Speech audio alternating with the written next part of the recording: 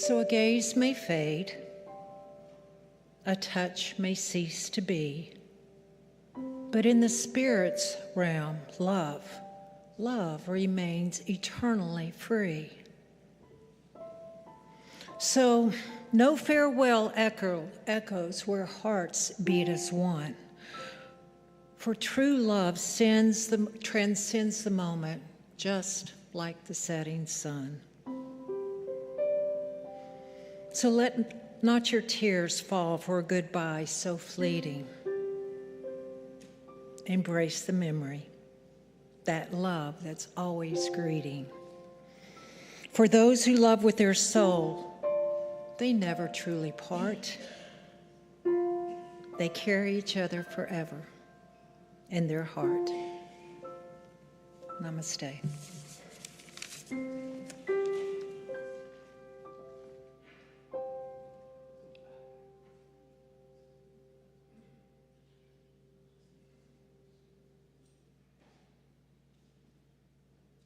Randy, Andy, and John Paul.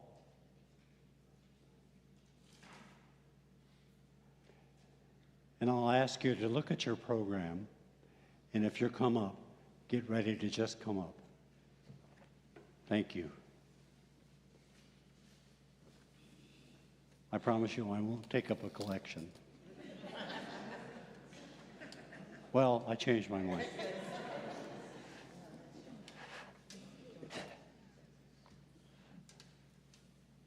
Hey, everybody. Glad everybody could come today. Woody was a dear friend of mine, and I loved him so much. Andy and Randy, I met them through Woody when he first moved to town, and we were both struggling songwriters. But anyway, Diane, thank you for asking for this song. And it's an old Merle Travis song called I Am a Pilgrim.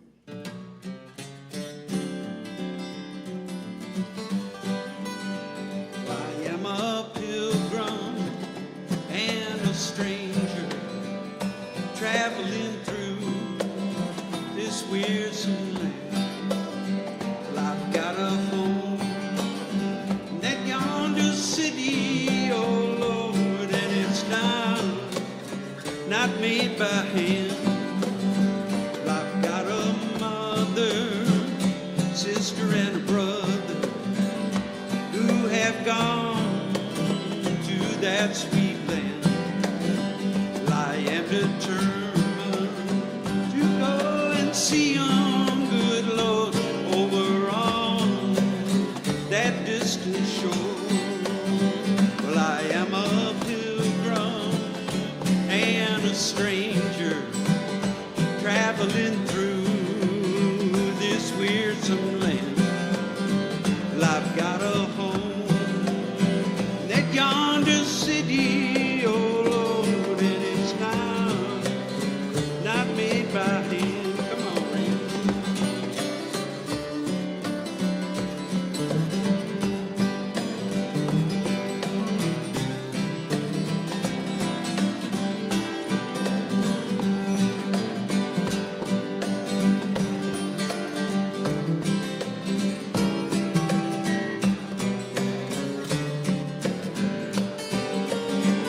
As I go down to the river of Jordan, just to bathe my weary soul, if I could just touch all the hem of his garment, oh Lord, well I believe it'll make me whole. I am a pilgrim and a stranger, traveling through this wearisome land. I got a home in that yonder city, oh Lord, and it's not made by hand. I've got a home in that yonder city, oh Lord, and it's not made by hand.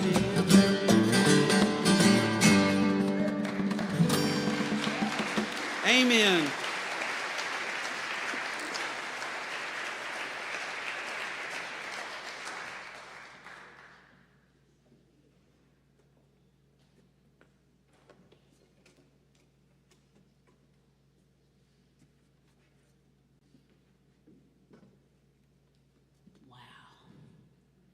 All the love from Michael.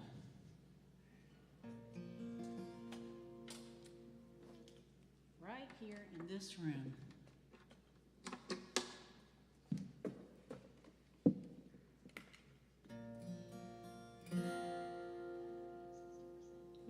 We in the same key? Gosh, I hope so. Let's see. Hold on.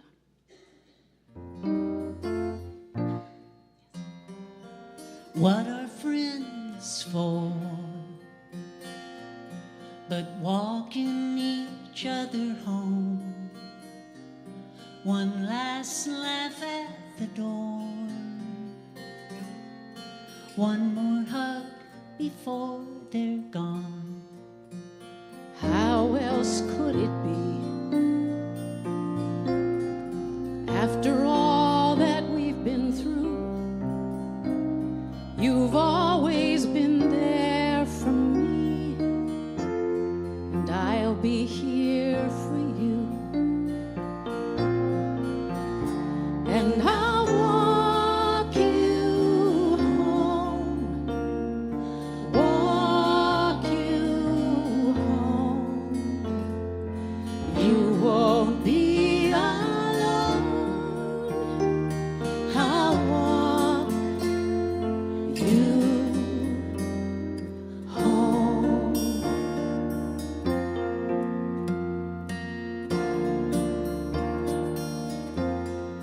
What are friends for but holding each other's hand, chasing waves along the shore, building castles in the sand. After all we've done, God, I'm gonna miss you so. Feels like we've just begun, and now it's time to go. And I'll walk you home, walk you home. You won't be alone.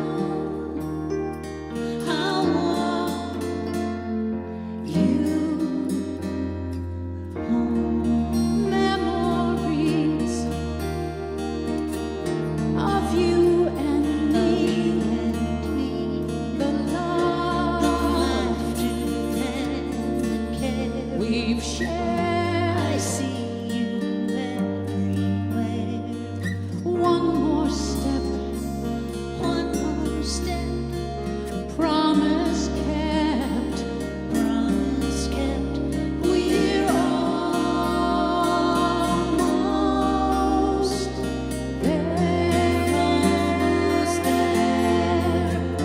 I'll walk you home, walk you home. Won't be long until you're free. Set this time to me. Till then, you're not alone. I'll walk you home.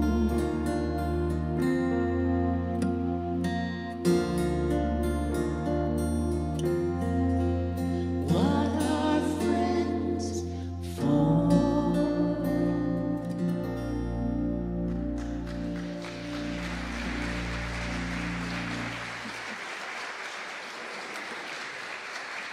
Thank you.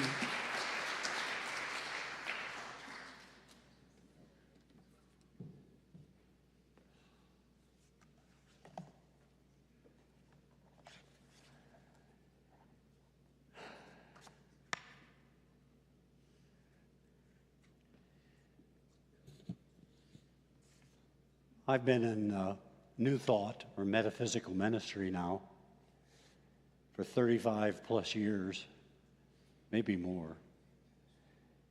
And I found it's getting more and more difficult to be officiating at these services of old friends.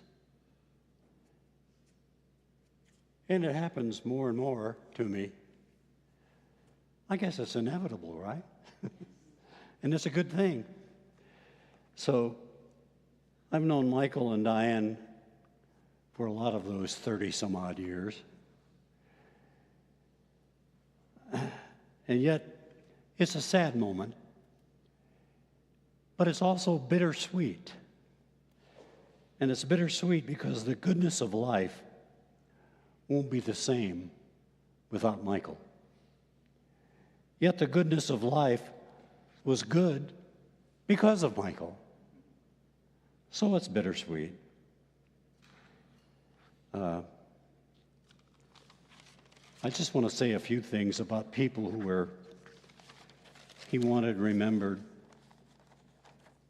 People who are left behind are lights in our lives, who've been touched in some way by what we give them. And so Michael gave a lot of people light. For example, his writing friend J.D. Myers, and here today, the light of his family, Carla Woody Henderson, who was his sister, Fred and LaRue Woody, cousins, and Mark Woody, his nephew. And of course, in case you didn't miss it, the family resemblance, Linda Brown, who's Diane's sister. So, I wanted to mention those people and just say that, in my experience, life is like we're all in this train. And the train goes along in life, and some of us get off the train earlier than others. And we miss them. But the train still goes on until finally we have to get off. But the train will go on after that. So just let me say a few things about my experience with Michael. We were learning Spanish together. Not good, for my part. He was good. We would watch, we'd watch Narcos and then go, why would we watch that violent thing? But we still watched it. And we talk about the Spanish, and I called him Don Miguel. And I won't say what he called me. But I was on that train with Michael. And if you lived in the Colorado Plains in the 60s and wanted to play music, you were on that train with Michael. If you were a Colorado songwriter like Robert Anderson, his good friend and brother, and J.D. Myers, you were on that train with Michael. If you wrote a #1 song called He's Back and I'm Blue, like he did with Robert, you were on that train with Michael. If you still have a T-shirt, like I understand Michael Eisner, his friend in Colorado, has, that was to advertise Michael's band called Woody and the Peckers.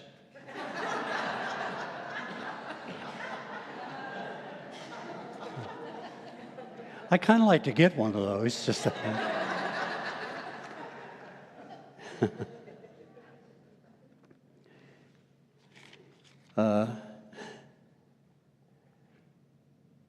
there's a line in his Desert Rose song, He's Back and I'm Blue, that went #1. It says, he's still calling you. And it's true, he's still calling every one of us who knew him. So we're all on that train with Michael. So if you sang all over Europe with your wife and the United States and you love to travel, you were on that train with Michael. If you played trumpet, mandolin, guitar, and harmonica, you were on that train with Michael. And like I said, if you love Spanish and you go to Mexico every year just to talk it, then you were on that train with Michael. And if you married the love of your life after only knowing her for 3 weeks, because you were afraid someone else would get her, you're on that train with Michael. If you like swimming and walks in the park and yoga and nature in all her glory, you were on that train with Michael. If you were a natural lover of people, people in your congregation, and people in your life, and people in your heart, you were on that train with Michael. So I've cut my remarks somewhat short because some of you know I can be long-winded. But St. Augustine said something that I think fits Michael Woody to a T. He said, when you sing, you pray twice. I love that. When you sing, you pray twice. Michael and Diane were certainly singers and lovers of prayer. Michael knew that offering love instead of judgment, offering love instead of fear, offering love instead of complaints, offering love instead of victimness, will always overcome any difficulty and limitation. Always. And that's what he did. That's what I learned from Michael, and still learn. To love when people want you to get mad, and to love those that you don't agree with politically, and to love no matter what. Love. What did I say? Love. Amen. Because Michael knows that any kind of hurt can't stand up in the presence of love. So yes, even as we are missing him, that love still goes on. And that should comfort us, his friends, his congregation, and the love of his life. Indeed, Michael Woody's legacy is love, sung twice. Sung twice. So I'm going to ask you to close your eyes and join something with me. Just put your hand over your heart. And I'll say this as a prayer. I won't sing it because my voice won't do it now. Dear Michael, brother, friend, lover, we miss you. We know you had to get off this train before us, and we suspect you're watching us here and now. But I know you started another band over there. You started a band where you're singing and playing music and having a great time sharing your love. I swear, I can almost hear that music. Can you? So I have this memory of Michael. Your best time with Michael. See yourself there with him. See you embracing him, shaking his hand, smiling back and forth. That's the feeling. That's the love. That's what you want to remember. And know he's still there. He's there with you and me. And so it is.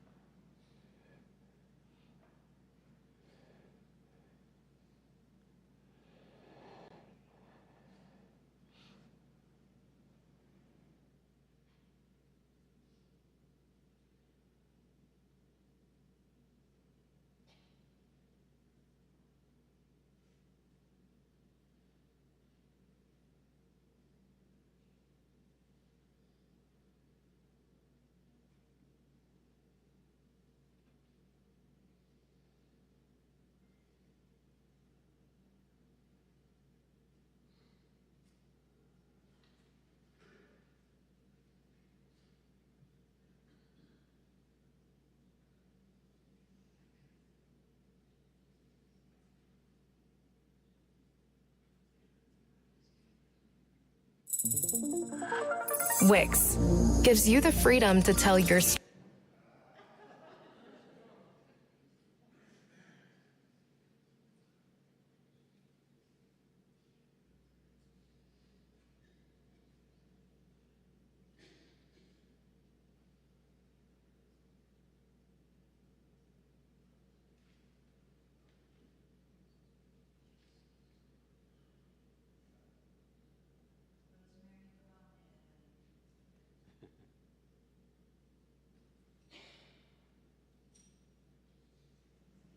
Kind of hard to tell, guys. The magic of live performance, right? Good afternoon. I'm Rosemary Cathcart. And to all of you who traveled here from near and far, thank you. Michael was worth it. He was worth the trip. We've been privileged already to hear some really excellent music and wonderful speakers. So far, there are more to come.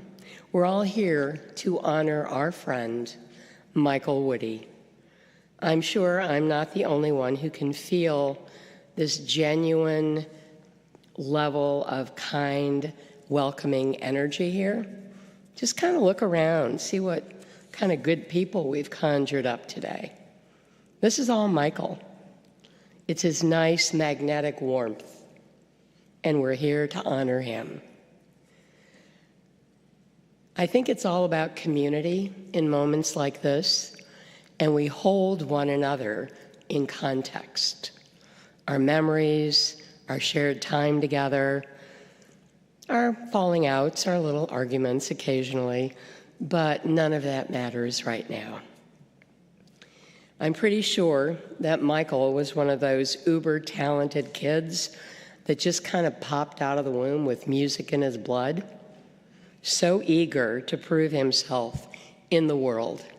Music was his dream, and after proudly graduating from Colorado State with a degree in music, he took off. He was ready to take on the world, to launch his diverse career as a singer, songwriter, recording artist, and a traveling troubadour. Between his musical talents and his natural curiosity about life, Michael was not afraid to branch out and to travel, allowing each new life experience to inform his songwriting and to help guide his intentional growth as a human being. For those of you who may not know, Michael was born on a late spring evening in Bethany, Missouri, to parents, Vanita and Carl Woody, the middle child of three, an older brother, George, and a younger sister, Carla. I know they are all holding him in their heart very tenderly. That bit about Michael being eager to take on life, such was the case when he first met Diane Brown, then Diane Brown.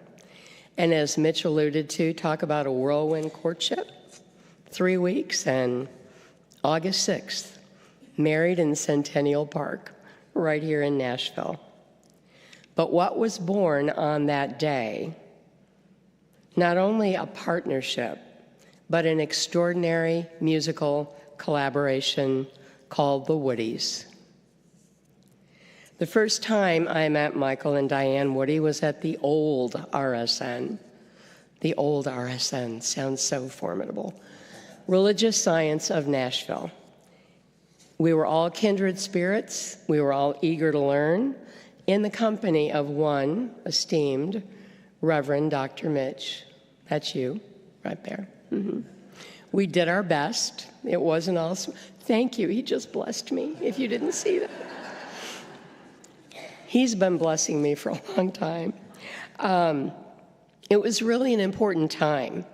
It was a time of personal discoveries, great exploration, and growth for all of us. It was not always an easy road, but we all made it. As I had the privilege of working with Diane and Michael as clients, I was just astonished at the synchronicities and the complexities of Michael and Diane's astrological charts. They were so karmically destined to find each other, to create a life together, and to make beautiful musical harmonies together. I was naturally impressed with Michael's musical talents, as we all were, but it was his sweet generosity of spirit and his genuine warmth that I thought was so compelling. He knew how to make eye contact and to hold a person's gaze. That's a rare skill. He had a natural gift for sensing when somebody needed a boost. And if you've ever listened to the words, "to angel unaware," you have a sense of his kind, kind heart. The opening line is so simple, but so profound. I stepped in one day. It was no big deal. No big deal to whom? We don't even have a clue why we do the things we do. But there's always a reason we are there. We could be angels unaware. He sure was that and so much more to so many people, time and time again.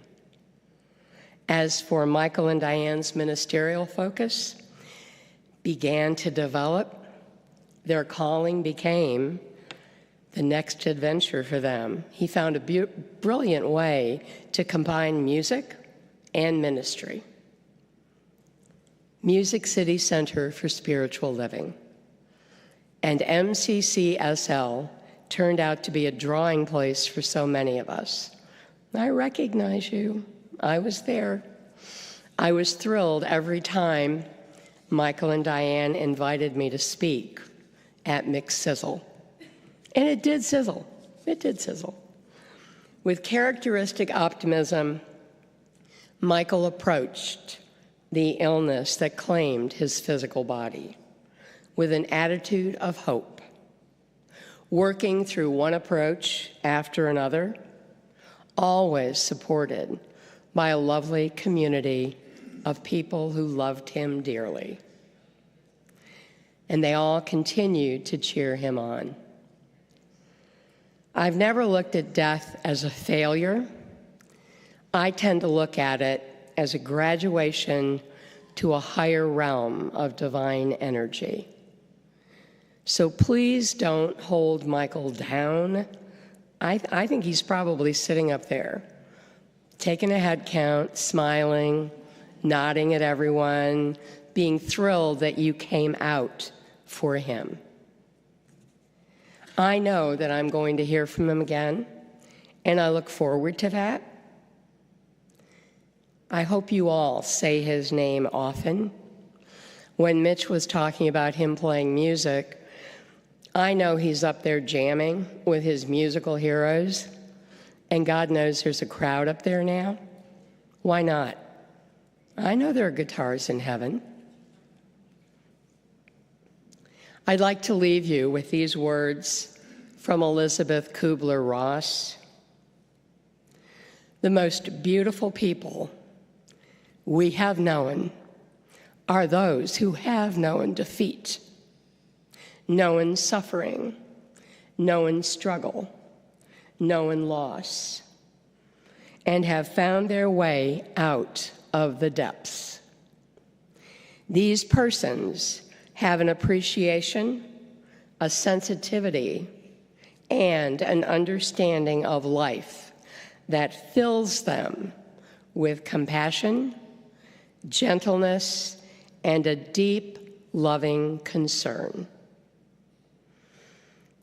Beautiful people do not just happen. Thank you, Michael Woody, for gracing my life and everyone in this room, and for being such a beautiful person to so many of us, even when no one was looking. Blessings and light to us all. Thank you. Thank you.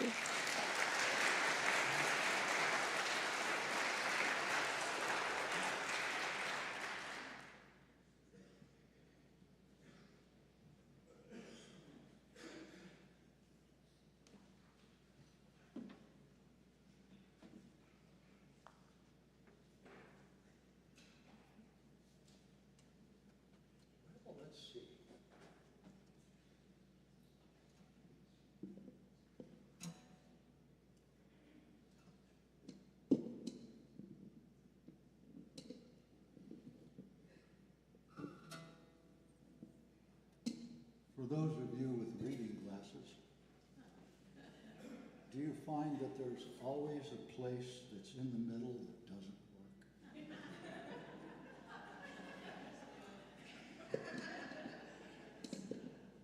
I didn't know until when I got up here, I'd figure it out.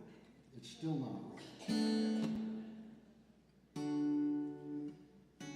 When I was thinking about what I might play today, I ran across a bit of lyric that I thought was appropriate, and it's just a little snippet.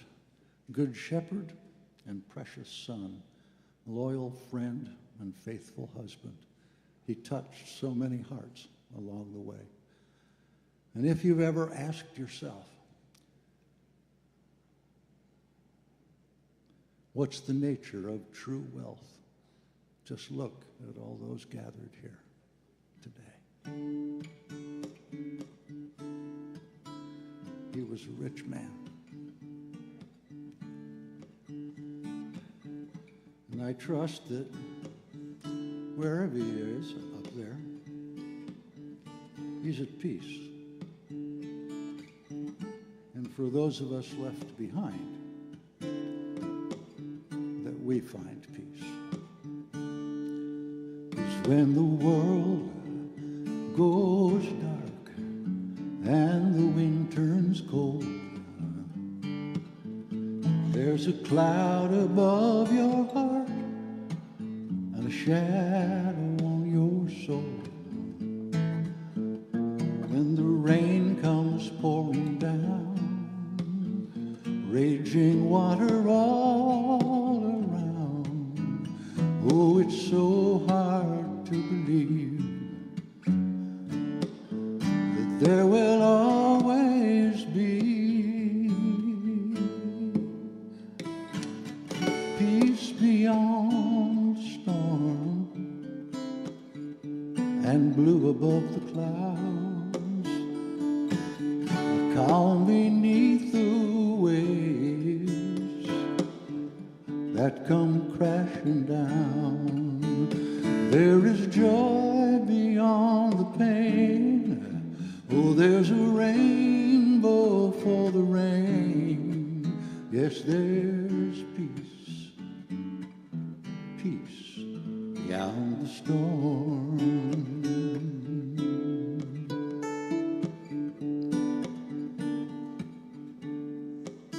Now, when you start to think you don't have a friend,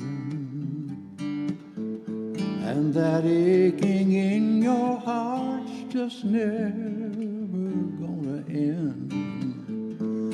Oh, before you start believing that there's no hope left for you, try a little faith and trust that if you see it through, there is peace beyond the storm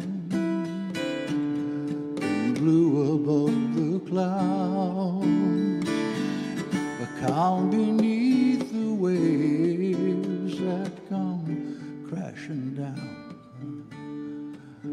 Oh, there is joy beyond the pain. Yes, there's a rainbow for the rain. Oh, there's peace, peace beyond the storm. there is peace, peace beyond the storm.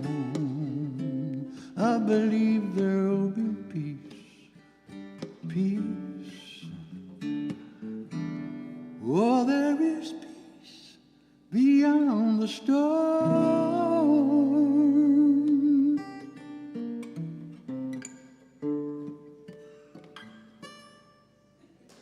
I can't hit that note anymore.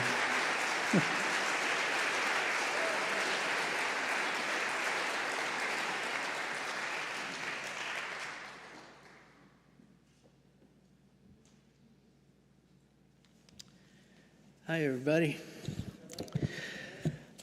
My name is Peter Rodman, and Michael and I go back 50 years, as so many do here. And one of the many interesting things, so much to say, but I'm not going to say it all, is that he was able to channel at least 2 lives, probably 3 or 4, into one, and affected literally thousands of people. I mean, it would be hard to describe for those of you who were not in Colorado during the mid-'70s and late 70s and early 80s, how omnipresent Michael Woody was as the best bar act in the whole state, in the whole region. And when I say bar act, well, the bar part we'll put over there for a second. But the first band, which was mentioned earlier, Woody and the Peckers, we actually have, my favorite Pecker is here today, Billy Hoke from Boulder, Colorado, and a wonderful human. That's the amazing thing to look at, is how people evolve, improve, change for the better. And all of us were kids, really, in our 20s. I think Cactus was a little younger. But they were the most popular band up and down the Front Range. Michael Woody and the Too High Band, some would say aptly named, but it really was a whimsical name. They were just trying to reflect the times. And the 70s and the 80s were like that. And we were young. But the thing that he did even then was a learning, or I should say a teaching moment. Because during the early 80s, Michael decided a lifestyle change was needed.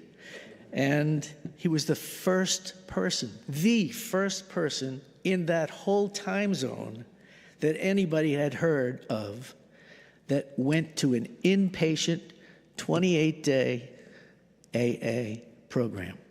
And such a thing didn't really exist, so they made it for him at the Boulder Hospital in North Boulder.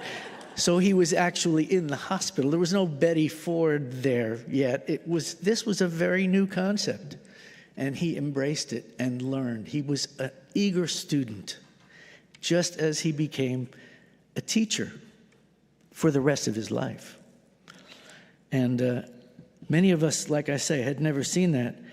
And after that, he sort of toned down the music to be more acoustic and reunited with his friend, mentioned earlier, Robert Anderson, from up there in Yuma, Colorado.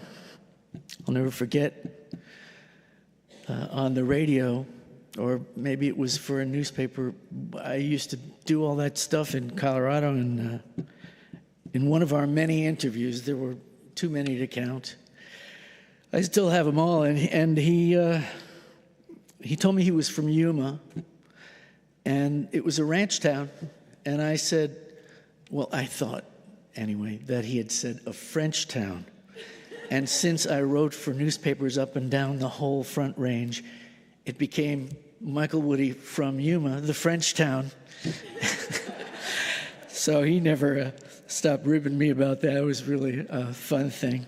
But cleverness was part of what he did. And He and Robert called themselves the Beverly Hills Brothers because they wanted to do a tribute to the Everly Brothers.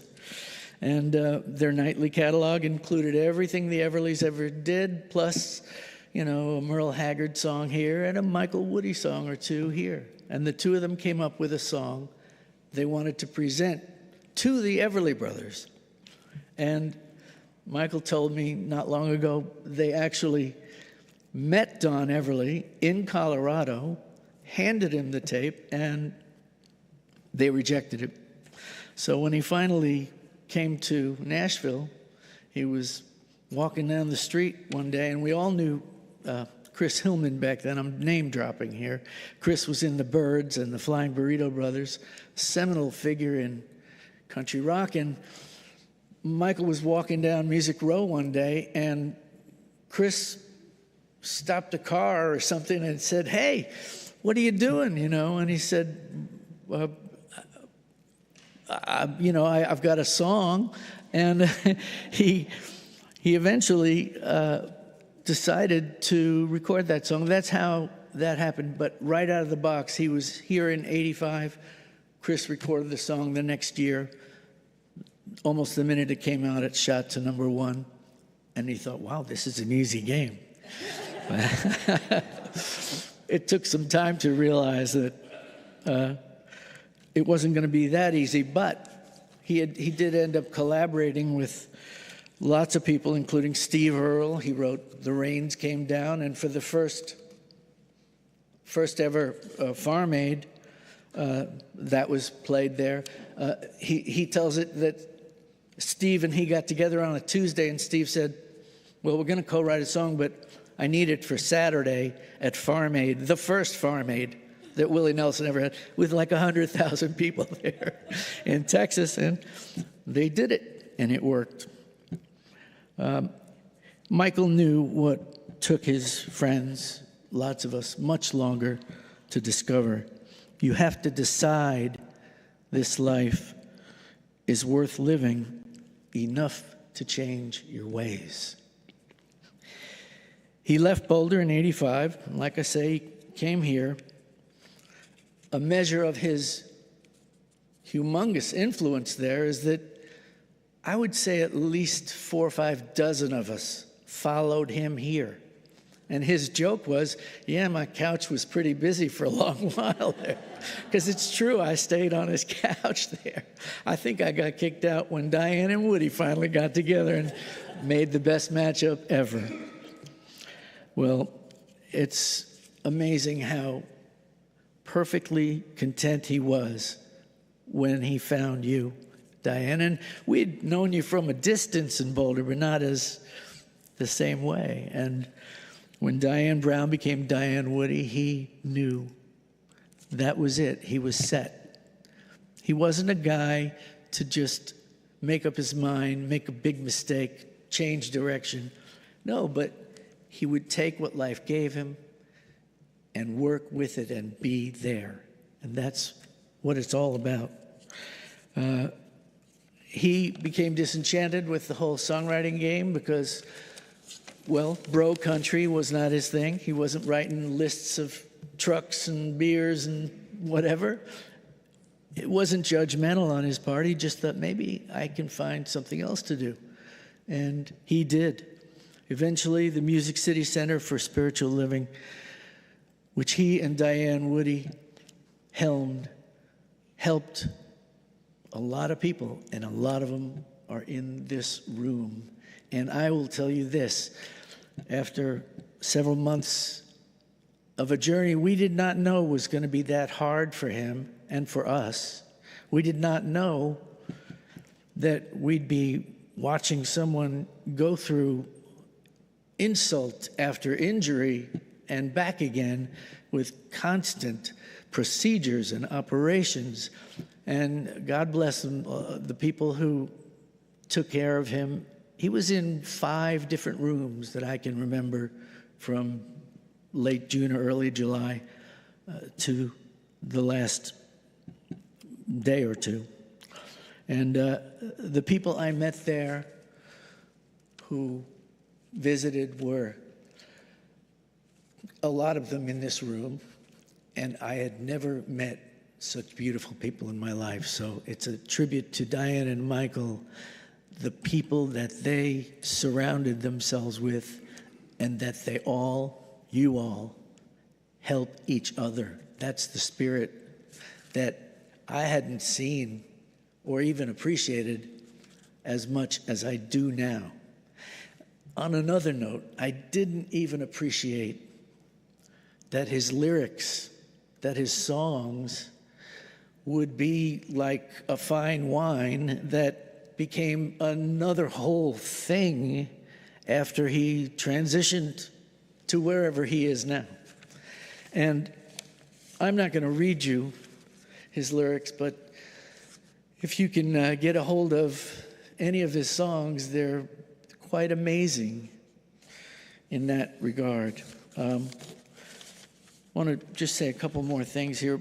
I'm so glad that people here have mentioned his Spanish stuff, because for the last few years, his Memorial Day get-togethers for the Colorado emigres would include him sitting and just playing an acoustic song in Spanish. And that was a choice he made last time we did an interview.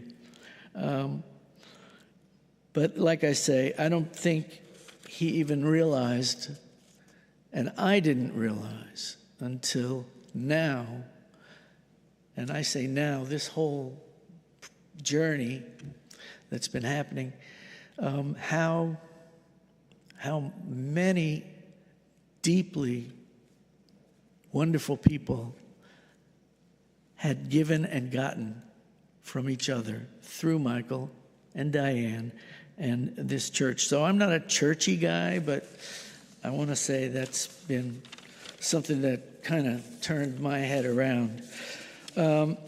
There's one thing that we used to say to each other, and by the way, just to mention a couple of those people, that in the hospital, almost every day, I'd see Otto, Jean, Randy, Lorraine, Andy, Karen, Emily, Lisa, Carla, Fred. Woody is an entity I didn't know existed, and God bless him. I'm so glad he does. Instant friends. He would be there, and no matter how grim things were going, Woody's eyes shined when he saw these people. And it was really good to see, even right up to the last day, that he still held out hope. And he really kind of wanted to do it, to make it not for himself. He wanted to be a good boy. Basically, that's who he was. He was a good boy. He just wanted to do it right. Okay, I have to go through this new procedure. All right, I'll try. And it was just hard to watch. But one thing we used to say when people died, and even recently, we just had these, we'd talk every day, either on the phone or at lunch or whatever, every single day. A couple of times. I mean, it would just be, hey, did you see that? Did you see who said that on TV, or that play on the football? In fact, he was laying down one day, and I said, I think you got to get your hearing checked. And he said, what do you mean? And I said, I don't know. I think, they've offered it to you, so I think maybe you should sign up for that. He said, well, I signed up for everything, but I don't see why you're telling me I'm fearing anything. He was pulling a joke on me right up to the end. He pretended he didn't hear me. But we had something that we always said to each other when someone died. When J.D. Souther, one of our favorite songwriters, died a few weeks ago, we called each other up, and he'd said, or I said, I don't know, we're still here. And it's such a profound thing to know that this gift of life, that's what we have right now. And that is how he lived, even in that hospital bed, looking like skin and bones. He was here. He knew he was here. He never didn't know he was here. And so we're still here. And that's a blessing from God. any way you slice it. I like to sometimes do incongruous things that don't make sense, because music strikes you in such a deep way that you'll say, wow, I didn't think that song, that doo-wop song or that, other song would have new meaning. And the best music keeps having new meaning every time you hear it. And now, if you've noticed, those of you who love Woody, and you've tried to heal over the past couple of weeks, everything you hear some wisdom from that writer, whoever is singing it, and you go, wow, this is just too much. And I want more of it. I was listening to a Cat Stevens song, just putting on anything because it was such a void for like 10 days there. We're just kind of going, oh, how am I ever going to, fill this hole? And the song came on because I just was grabbing comfort food in the form of music, putting it, and yes, okay, in the form of apple danishes.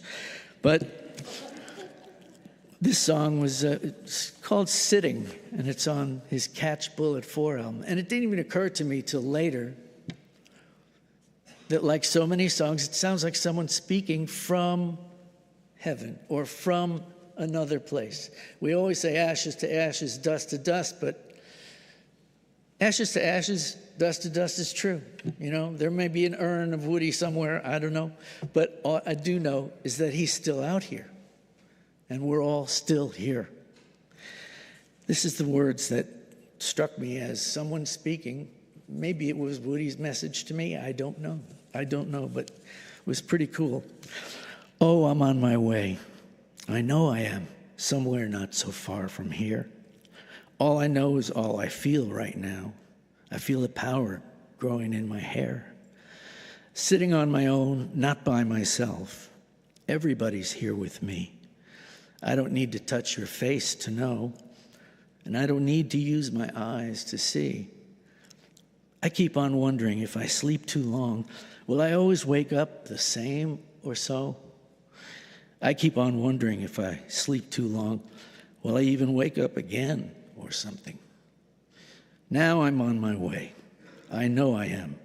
But times there were when I thought not. Bleeding half my soul in bad company, I thank the moon I had the strength to stop. I'm not making love to anyone's wishes, only for that light I see. Because when I'm dead and lowered in my grave, that's going to be the only thing that's left of me. And if I make it to the waterside, will I even find me a boat or so? And if I make it to the waterside, I'll be sure to write you a note or something. Yes, I'm on my way.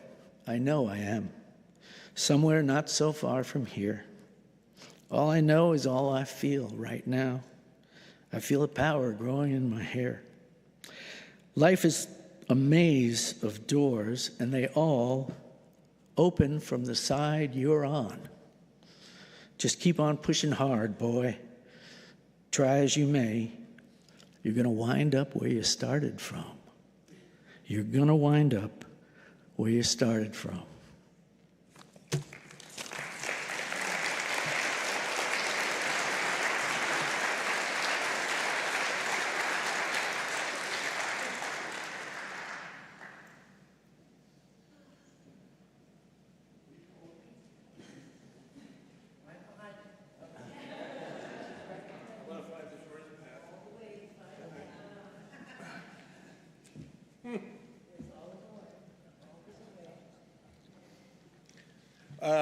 Okay.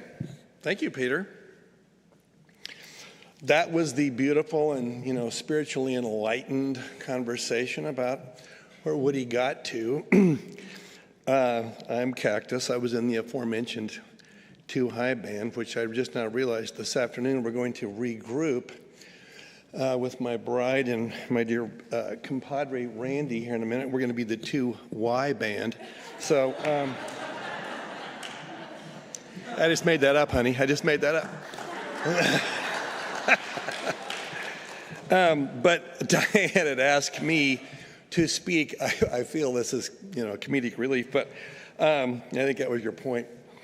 So prior to everybody becoming a little more adult and finding, a more peaceful life, we had, when you said on the train, Woody and I lived together. And during the time we lived together, it was the colorful, we'll say, section of our lives where sleep and rest and things like that were very low on the totem pole. And when you said on the train, we tried to find planes, trains, and automobiles and how to push them to the extent and to the limits of what they could do, or how we could run and jump on a train in the middle of the night, or weird and unusual things a little bit more along the lines of a Hunter S. Thompson story than a story in a church. But you had asked me, and so I will do this. There was a day, and I was 19 maybe at this point in time. And so, youth has a lot of whimsical ideas, and I was very enthused by the Wild West and the outlaw and the lifestyle of the old Western and all that. And Woody was like, oh yeah, let's do that, whatever that is. And so we'd played an afternoon show outside of Boulder, Colorado. And it was one of those it was then the age of our life, which I always made fun of, but it was like, now we don't have a lot of money to pay you guys, but we have a ton of beer.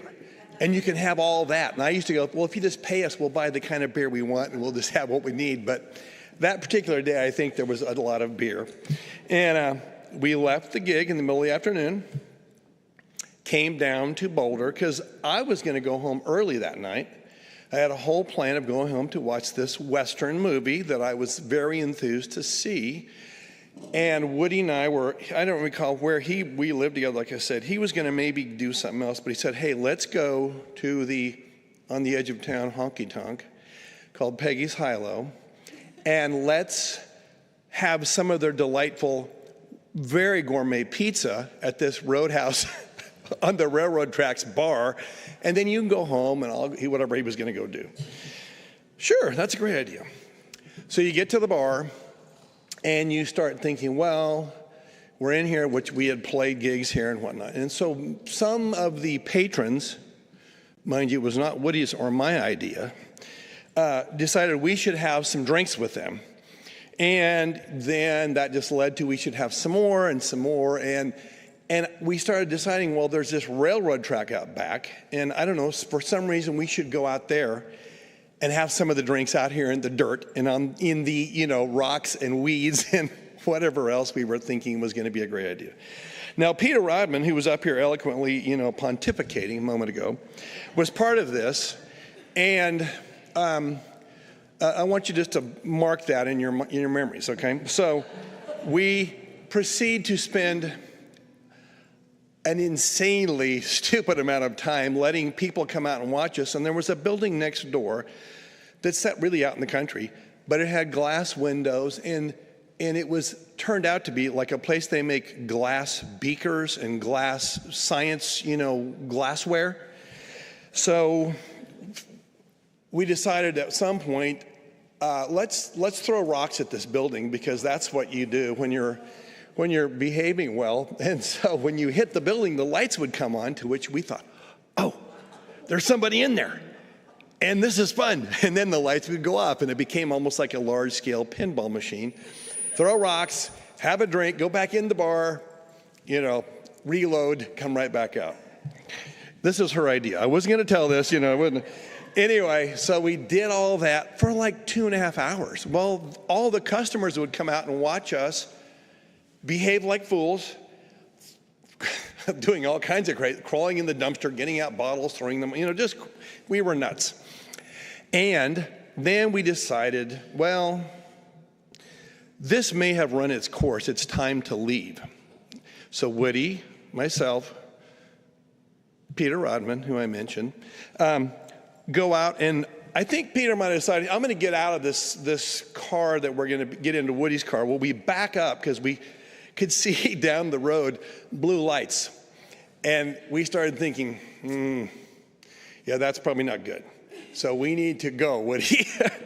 And sure as heck, he floors it in this old, whatever, blue Impala or some crazy car he had. And there just happened to be a ditch right there. So God knew. And we backed this car over, and the back tires fall in the ditch. And we're trying to, plan our big outlaw escape. And Woody's putting it in gear, and it's just going,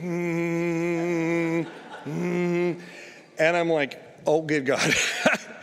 So before we know it, police are coming from every direction, and there's apparently been a break-in. There's been all this wild activity because things inside of this building were broken. And so they grabbed they grabbed Woody and I, and Peter was near, but Peter decided to kind of, sneak off and sneak away. And so Woody and I, we're still pretty full of ourselves. They haul us to the Boulder County Jail. We're singing We'll Do Life in Prison, in the holding cell. We're coming up with everything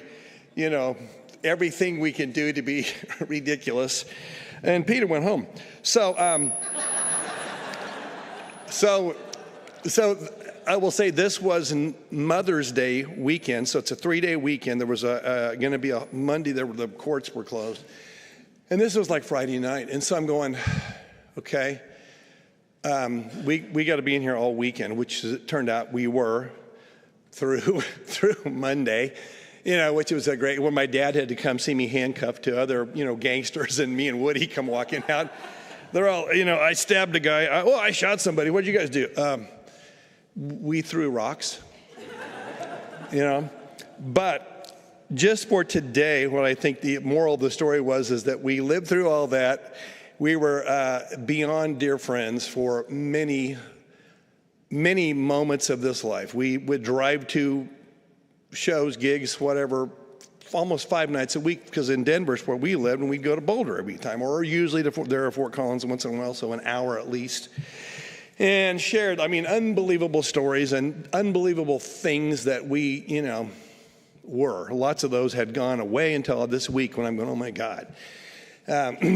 But the piece of this last story, and then I'll be done, is that I do believe that today I would like to enact a citizen's arrest, and there are 3 days of jail time owed. Peter, lock the doors. You're going. I'm taking you home for indentured servitude for 3 days. Anyway, I believe that we all kind of knew that, God was the only one that knew that we all needed a guy who would write Heaven Only Knows, and we would all swim in that. And whether it was Billy or any of us that lived these, certainly Randy and I, a monumental lifetime of adventures together with this man and Brian and just all of us that are here. I just want to say that, that was it. I'm thankful, and I praise God for the man, Michael Woody. And thank you. And the 2Y band, now we're going to do a little song for you.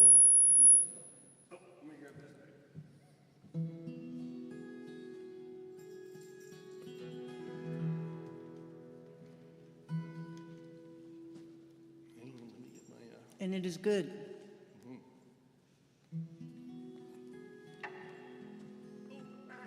One-legged man coming in.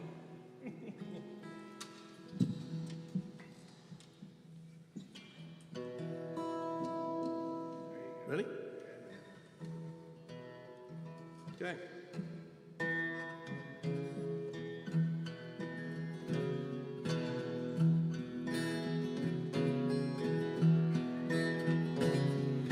Love ain't a candle.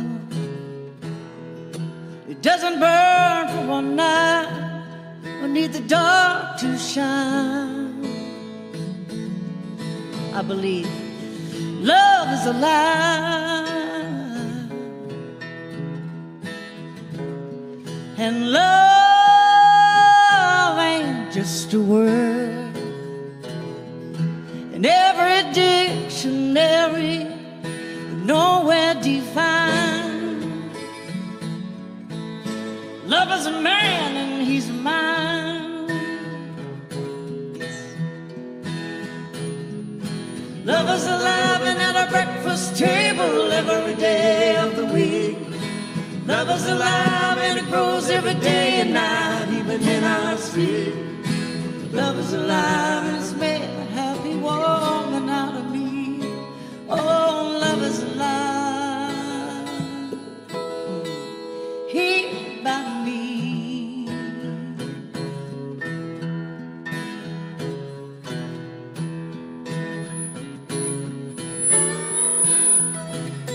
And love ain't just a moon, a distant faraway dream that needs the night to ride.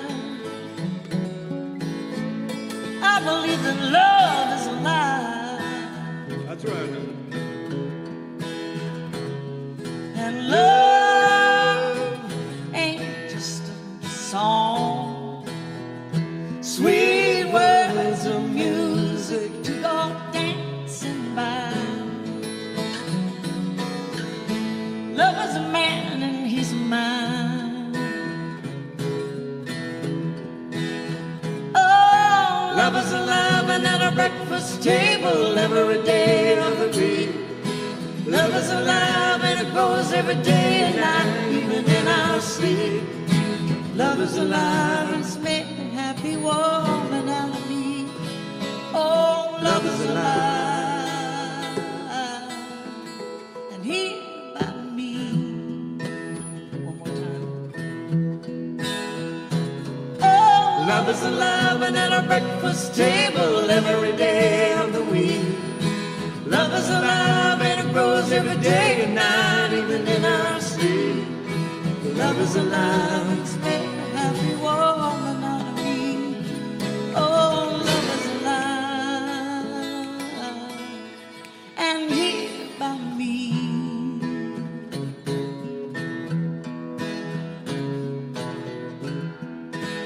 We love you. Love is alive.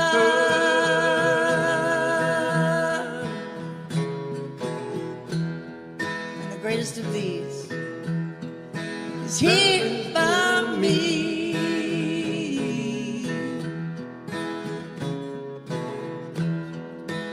On you. Love is alive. Oh, we're gonna keep going.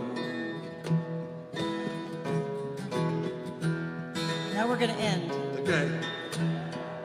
And here by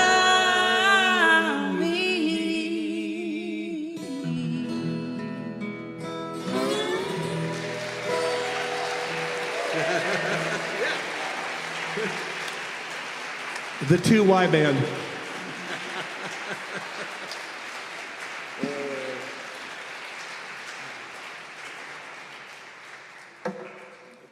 all right, baby. Well, thank you all for inviting me to be here today. Can you feel it? Who's Billy? Billy. Billy, no. Hurry up.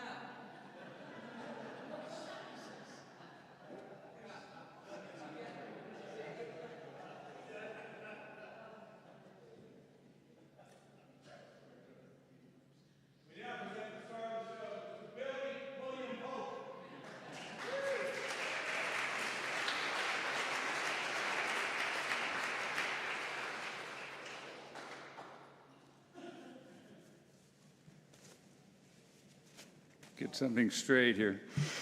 I am Sergeant Pecker. I was Sergeant Pecker. And I'd like to thank Cactus and Winona for opening for me. That was wonderful. And I want to thank Diane, too, from Brown, for asking me to come out here and do this, because it's, you know, I gave Diane a call earlier in the week, and the floodgates just opened, you know. We probably cried for an hour or so, and best cry I ever had in my life. And if I get choked up here, I feel really good about it. And there you go. And I loved Michael dearly.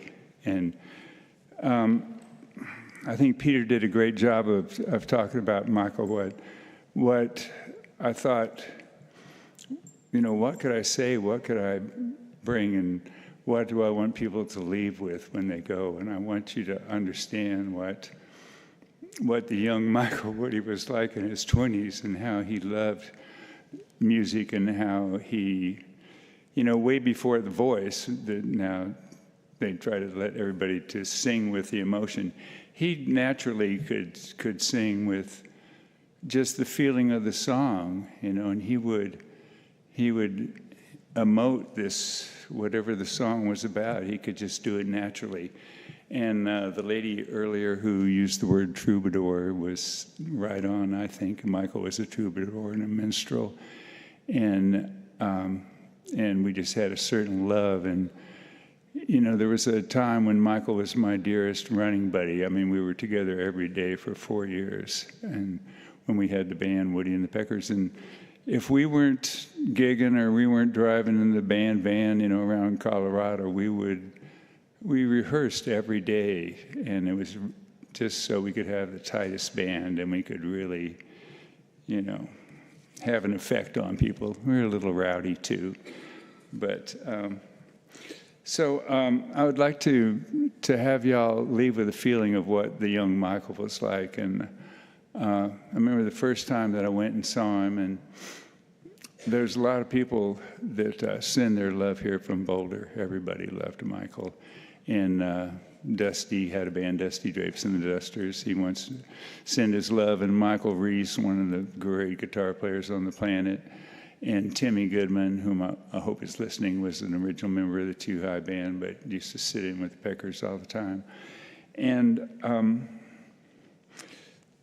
so they all send their love, and we love them. But the first time that I ever met Michael, or ever saw Michael, I went to see Michael Reese play with the band. They had a band, the Brooks Brothers, and they were playing. And I went to see Michael play, who I had known before. And I saw this guy on stage, and I said, that's the coolest guy I've ever seen in my life. And I want to be in a band with him. And so it kind of worked out that way. We went to see, in the same club that I had seen Michael at, Graham Parsons was playing with a young Emmy Lou, and hard not to fall in love with her stomping her leg. But she was hot, to say the least. Anyway, so Michael came up to me, and I had done the recording with, they mentioned Robert Dennison earlier with his band Rufus Crisp, and I had done all the recording of their demo tapes. And so Michael asked me if I would record with him his songs. And I just thought, well, yeah, man, this is it, And so we got together. He invited me over to his house to go over some of the songs. And there was a gal a lady that used to write with him, and I wish I could remember her name, but they wrote well together. And I went over, and they just happened to be working on some tunes, and I sat and listened, and I thought, this boy is gifted. And I was kind of drank beer and did my thing, but Michael poured me a shot of fine Tennessee bourbon, and we got that warm glow. And I'm not saying he turned me into an alcoholic or anything, but it's been 29 years for me, and he helped inspire me to clean it up, be the best I could be. So then we were having a rehearsal to go over the tunes, and Andy Chilson was a pedal steel player with us at that time too. And Michael said, this sounds really good. We should do a band. And Andy said, my wife last night said that y'all should have a band named Woody and the Peckers. And I said, if you name the band Woody and the Peckers, I'm in. And so everybody had their handle. I was Sergeant Pecker, and we'll leave it at that. But and Cactus and I have this thing that it's kind of, he sent it even hashtag trucker tunes, but they were playing at a auditioning to play at Shannon's back in that day, and we were going to play do the set that night, and Cactus came up to me and said, I think he'd heard us play before, but he goes, what kind of music are y'all into? And I said, as cool as I could, trucker tunes. Made an impression, but I know. I'll say it again for you, Cactus. Trucker tunes. So anyway, what I thought that I would do to help y'all get a picture of the young Michael was, I have a set list here that we would, went into our folder to give to clubs and stuff. And I would like to just read the songs off, and a lot of them you will all know. But if you could picture in your mind Michael singing you'll know the lyrics to these songs, but if you could picture him singing them with just the passion and the beauty that he did, and you could leave with that, I would be pleased. So I'm going to try to run these down for you here. So we had his original tunes that we would do. She Takes the Green, Yuma County Breakdown, Truck Driving Love, Gone, Lady Luck, Moving On, Cajun Country Music, Bop Shebang, She Can't Fly, Used to Be, Take You Down, and Heaven Knows. And, one of the great, Woody would let me work with him on tunes, and he was definitely the lyricist.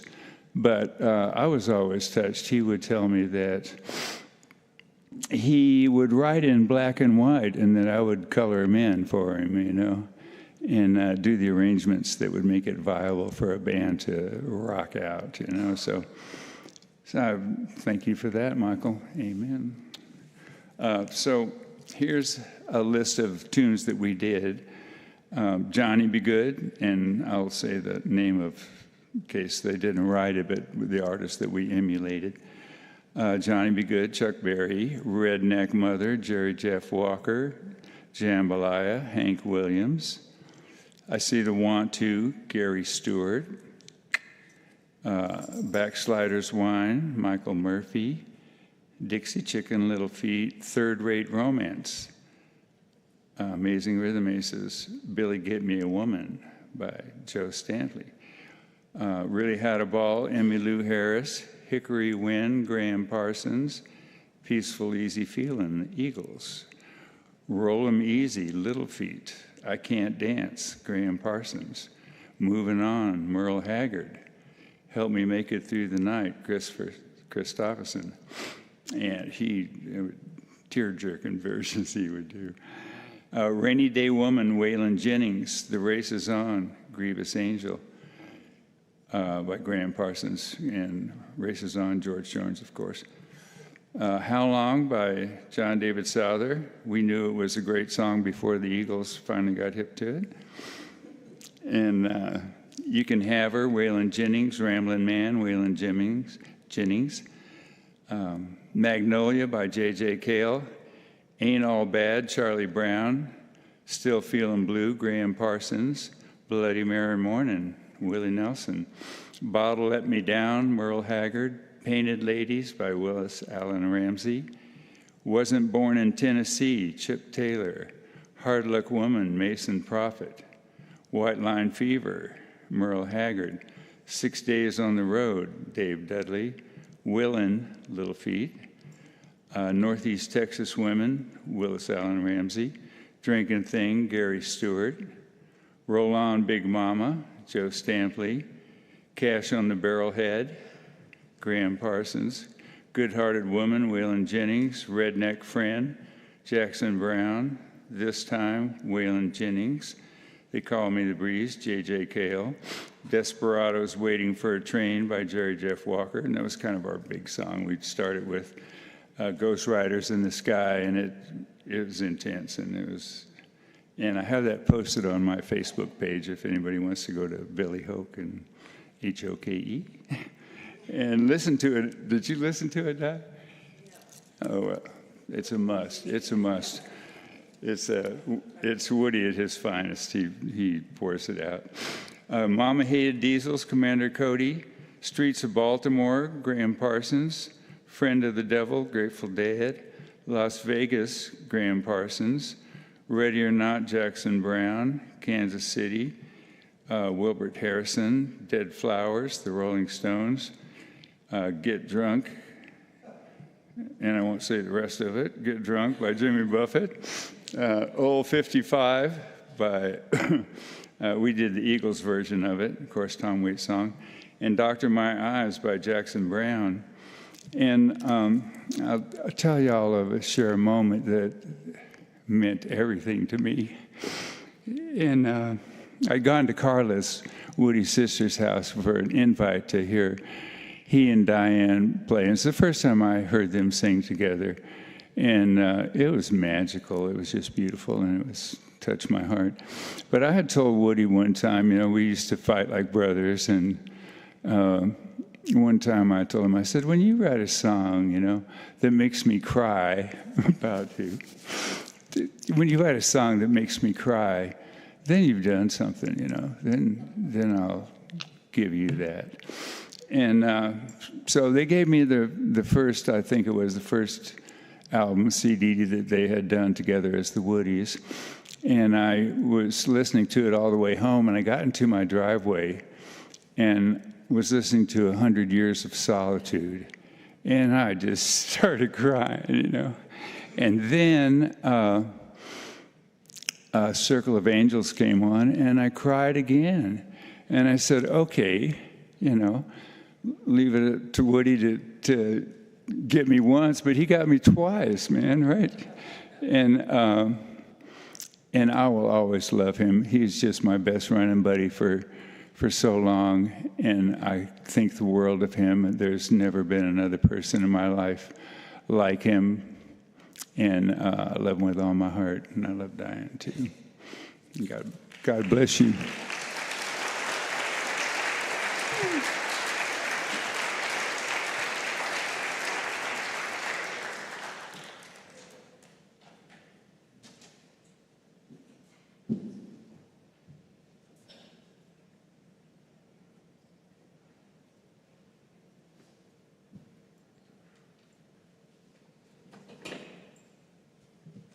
Take a little rearranging here.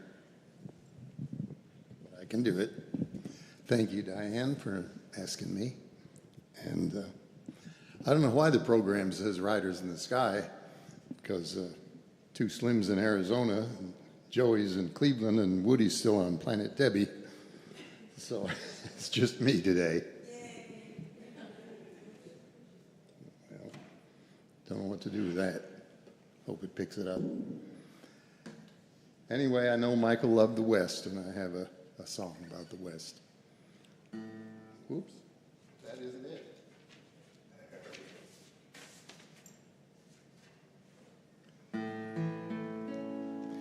The prairie sun sends down its ray to warm my heart through every day.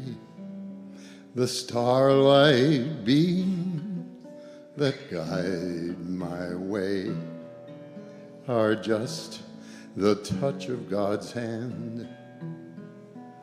The scattered pearls of morning dew, the rainbow mist on hills of blue, the silver veil of moonbeams too, are just the touch of God's hand. The desert breeze that brushed my hair, the leaf that fell from who knows where, the scent of wildflowers in the air, are just the touch of God's hand. The wasteland call that fills the sky, the hum of wild wings passing by, the warm earth bed on which I lie are just the touch of God's hand. The desert yields a water pool where wild things meet their throats to cool, and I'm a carefree, happy fool. I know the touch of God's hand. The rain that falls I love so dear, and joy is mine just living here. I know God must be standing near. I felt the touch of his hand. I felt the touch of God's hand.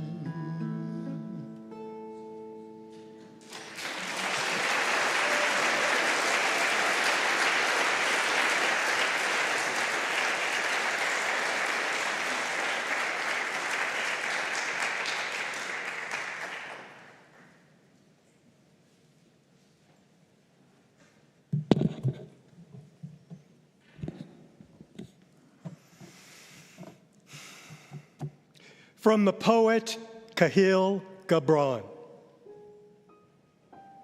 We proclaim the eternality of the soul of Michael Lynn Woody, the aspiration of the living spirit triumphant. I was here from the moment of the beginning, and here I am still. And I shall remain here until the end of the world. I have passed a mountain peak, and my soul is soaring in the firmament of complete and unbounded freedom. The voice of the throng are reduced to silence, and I can hear naught but the music of eternity in exact harmony with spirit's desires. I am cloaked in light. I am in comfort.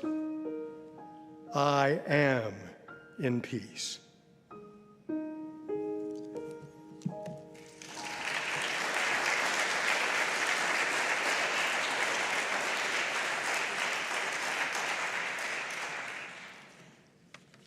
Good afternoon. Thank you for inviting me, Diane. My name is Lima Dickens, and I'm a licensed professional practitioner. We're here today to honor the life of Reverend Michael Woody, who has touched my life with his wisdom, loving kindness, and wavering guidance.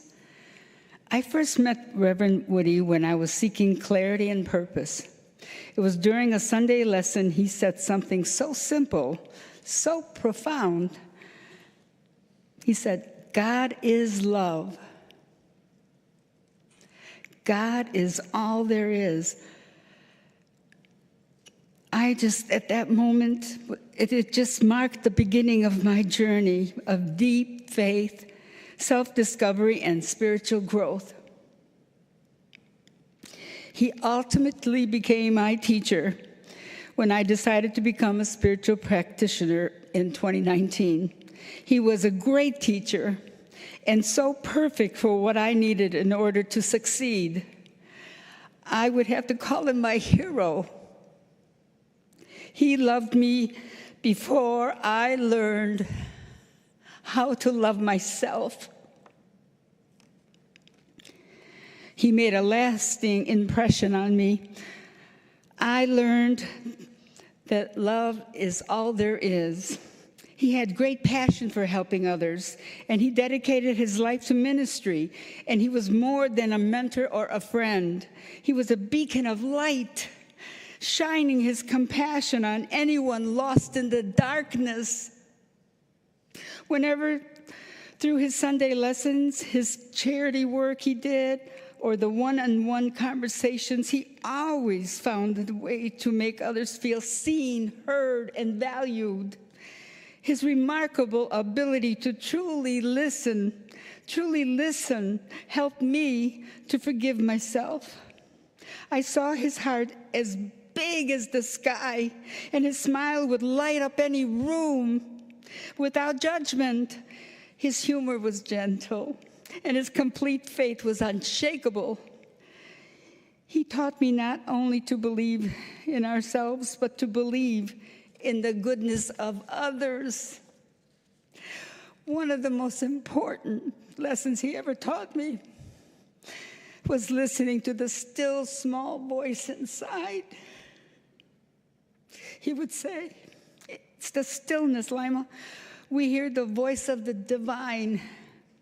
His ability to find peace in any chaos was something that inspired everyone around him. He taught me to approach life with faith and certainty and courage. And I want to repeat a quote that he liked and used to say to me, don't worry about that, Lima. This comes from the Science of Mind. That's one of the core concepts from it. The universal truth about life is that life never ends.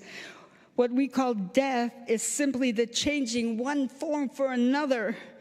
Death, the belief and perception that life must come to an end, is a human concept. As in birth, the invisible becomes visible. And so in dying, the visible becomes invisible. Life continues on another plane when the body has outlived its usefulness. So I know his energy lives on forever, and it's here, right here in this room with us. I will miss you, Michael Woody. And in closing, I am going to just say a short quote by Maya Angelou. People will forget what you said. People will forget what you did. But people will never forget how you made them feel. Reverend Woody made me feel cherished, capable, and loved. Michael's spirit lives on forever. Thank you.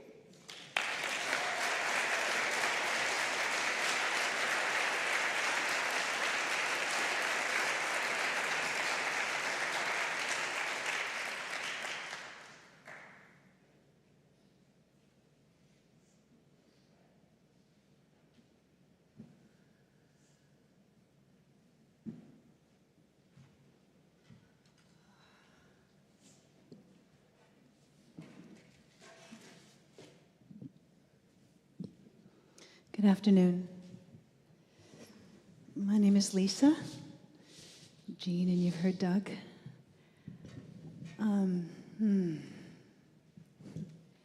So I just want to say, in all honesty, this is a little overwhelming, particularly if you saw our little church community in the size it was. I'm reminded of just how many lives Michael touched. And I'm especially moved to hear these stories of his past and the humor and the craziness that this was a Michael I didn't know. However, that said, I would like to share, I want to thank you, Diane, for having me sing. I would like to share a little bit about the Michael of the last 10 years, especially the last 5. And the Woodies made this beautiful church, Music City Center for Spiritual Living. And when they sold the building, a lot changed. And when I came, I was hired to be a music director 10 years ago, and I had big shoes to fill. Not sure I filled them. But this is where I first came into my family here at CSL. And Reverend Michael. And I was there, really, I got to be that right hand for the better part of those 10 years, except when I got replaced by my dearest friend, Because he called and let me go, and they hired my dear friend. What do you do with that? But the good news was I got to come back. And when I did, everything changed. The building sold, and we moved. And if you followed our community, we were a tiny little community. And I gotta make sure a lot changed at that time, both in our community and for me personally.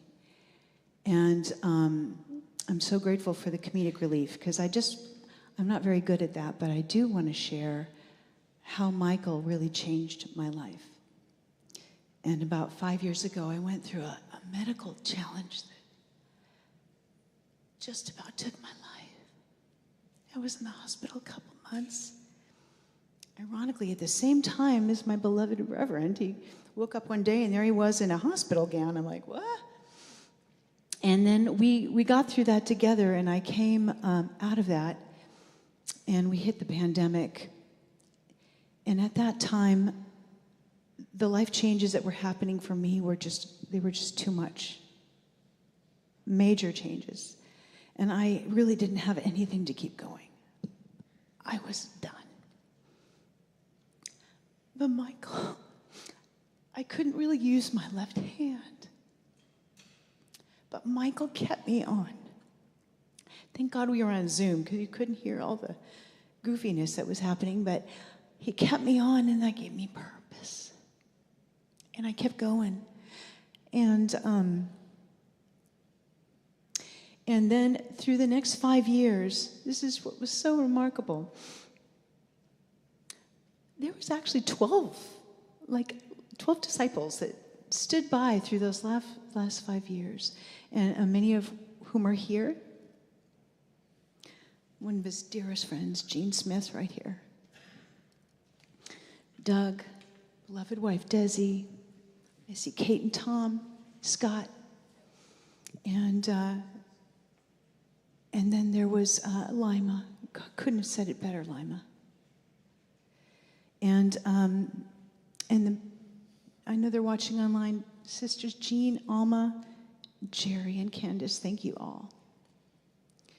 And we were so small, but the gift was we were a spiritual family. And we'd go out after services, we'd have lunch. I'd get to go hear Michael play. As he was learning Spanish, he was playing all these Spanish songs. And it was a very intimate family, and God knows I needed that. And I'll also say, like what Lima, you shared, and Peter, thank you so much. I never, ever heard a bad word about anyone from Michael. I don't know how he did this. He never held a grudge. He kept his heart open. He was so open-hearted, and he's such a good, amazing human that always saw the light. And there was a part of him that I got to see that I've never. All I can say was there's incredible humility that Michael gave. Like, I'm sure those rock and roll days were something different, the couch and all that stuff. But I know for these last 5 years, Michael was in the prison helping people. You know, there was a young man who became a practitioner. He would go and visit that person until he would become a practitioner. Lima, he worked with you one-on-one. Like, there was so much love that he had to give, and he just gave it. So this song, I've asked my beloved family to sing along. You've heard Ranger Doug. And Jean, do you want to say anything before we sing this? I won't say a whole lot, but I will say I kind of came onto the scene after Michael had morphed from Woody into Reverend Woody, and I think that was sort of a metamorphosis. One of the biggest days of my life was I had seen an ad for the Woody's Church, and wait a minute, sorry.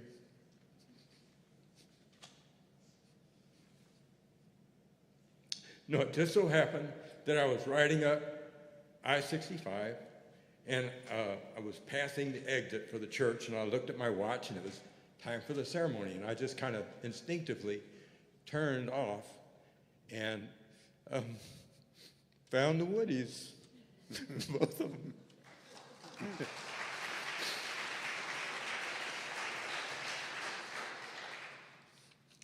Yeah, that's lasted, I don't know, 15 years or so. Anyway, thanks. And thank you, Michael. And you've spent a lot of time with Michael one-on-one, Gene. I know that. So I'd like to speak to this humility. This is a little song. I think he might have given it to me himself. But I've had some assistance in co-writing.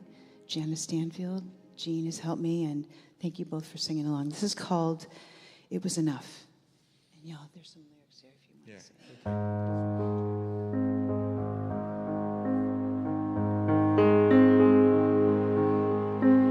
The door was always open. The room was always bare.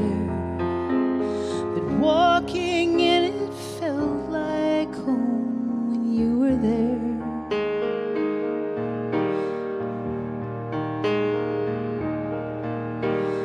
Welcomed each arriving guest with kindness and a smile, and we got to be a family for a little while. Some churches find their meaning in fortune and numbers, but ours was in the laughter, the music, wonder, and it was enough. So much goodness. It was enough. So much joy. It was enough. Always laughter. It was enough. So much love. It was enough. Always sharing. It was enough. Always caring. It was enough. Inspiration. It was enough for you. It was enough.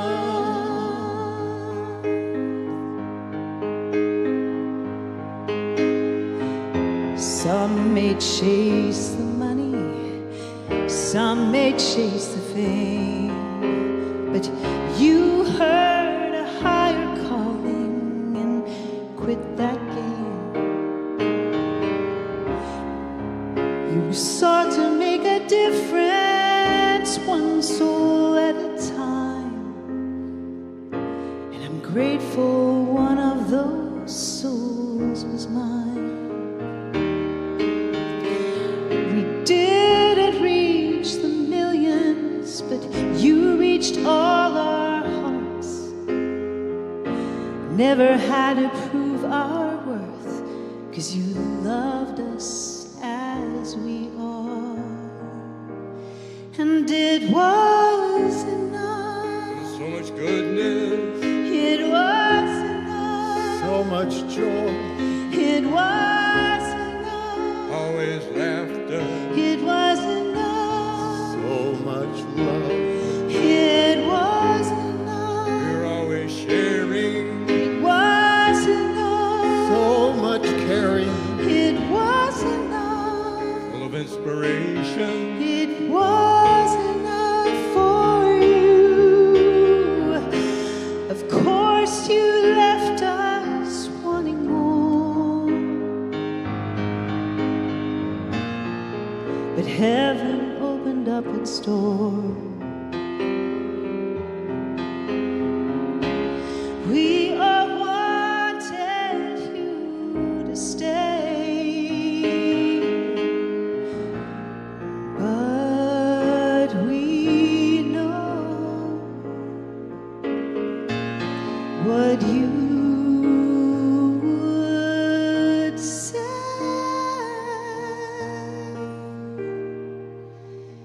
It was enough.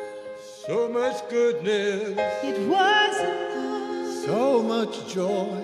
It was enough. Always the laughter. It was enough. So much love. It was enough. Always sharing. It was enough. Always carry. It was enough. Inspiration. It was enough for you.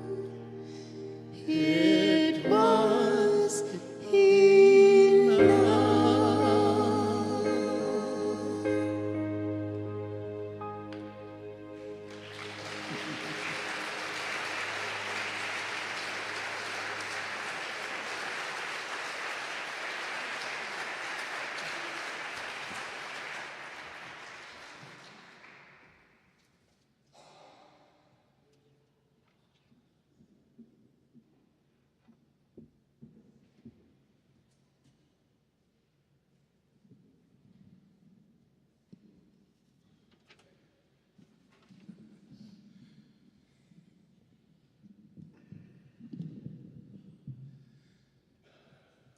First of all, let me just say that Esther Nicholson was planning to be here with us and then got called out of town, so she sends her apologies. We'd normally do this song with her.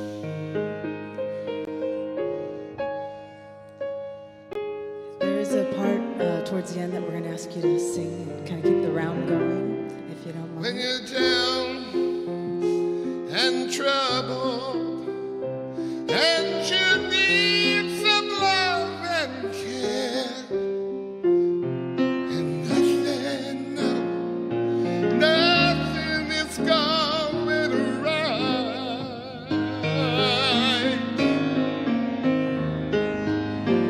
Close your eyes and think of me, and soon I will be there to brighten up even your darkest nights. You just call out my name, and you know wherever I am, I'll come running. Oh yes, I will, to see you again.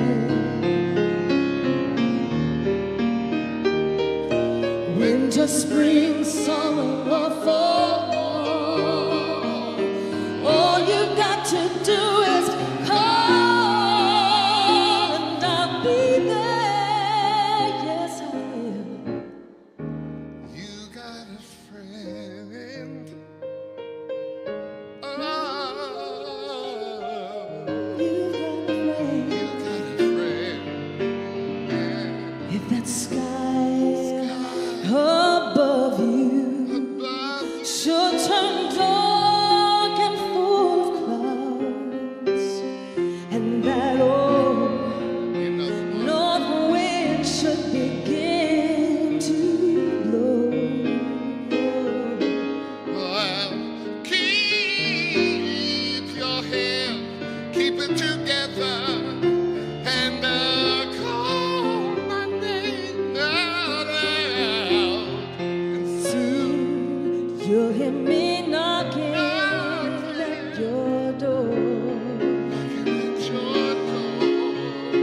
You just call out my name, and you know wherever I am, I'll come running, running, running, running to see you again.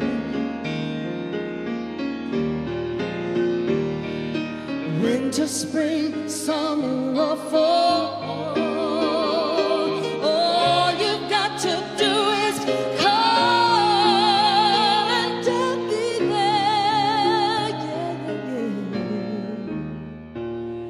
Hey, ain't it good to know that you've got a friend when people can be so cold? They'll hurt you and desert you. They'll take your soul if you let them. Oh, don't you let them. You just call out my name, and you know wherever I am, I'll come running, running, running, running to see you again. Oh, winter, spring, summer, or fall, all you've got to do is call, and I'll be there. Yeah, yeah, yeah. And I'll be there. And I'll be there. Yes, I will. You've got a friend. You've got a friend. No, we want you to sing that with us. So, you've got a friend. keep singing it. You've got a friend. Come on, loud and proud. Look around at your friends. You've got a friend.